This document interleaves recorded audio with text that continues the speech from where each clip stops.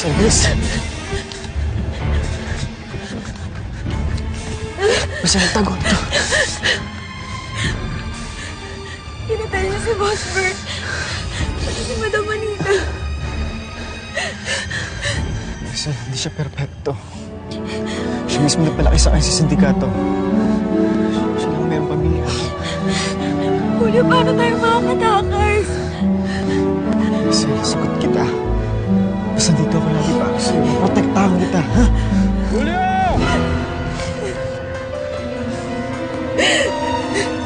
Julio!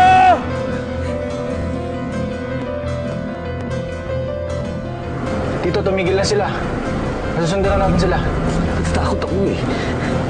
Putok ng mga banyo kanina eh. Ano ba nangyayari sa kanila? Hindi, Tito. Hindi tayo pwede mag-isip na ganyan. Maliligtas natin si Maricel. Nasaan na kaya yung mga pulis? Kotse ni Daddy yun, ah.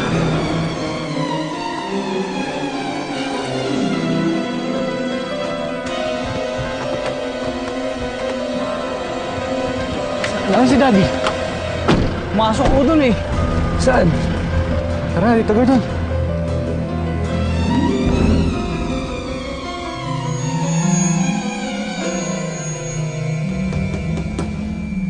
Halika na.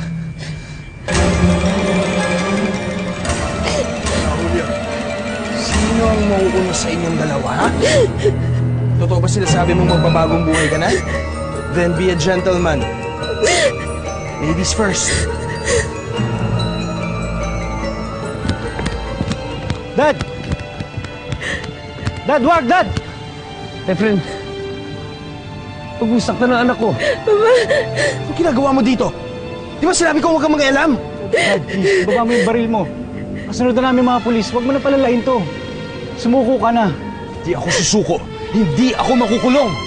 And I'm sorry that you have to see this. Dad! Dad! Sali ka na! Ano ba? Maricel, sige na! Takbo na kayo! Sinabi kong huwag ka makialam! Dad, tama na, Dad! Charlotte! Bantayan mo to! Maricel! Maricel! Ano ba? Bitaw mo ako! Maricel! Asan sila? Asan sila? Kasi kami! Doon sila! Asan kami? Asan natin?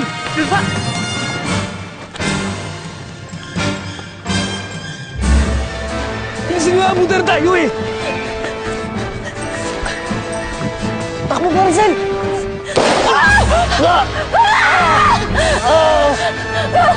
Masyado niyo ang pinapahirapan!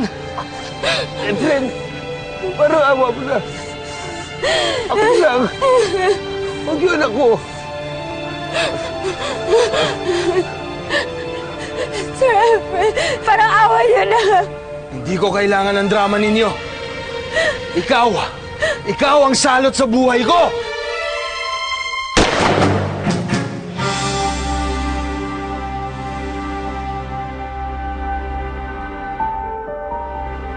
Anak!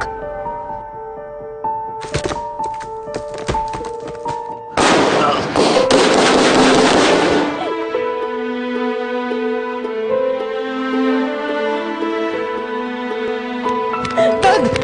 Dad! Dad! Dad! Dad!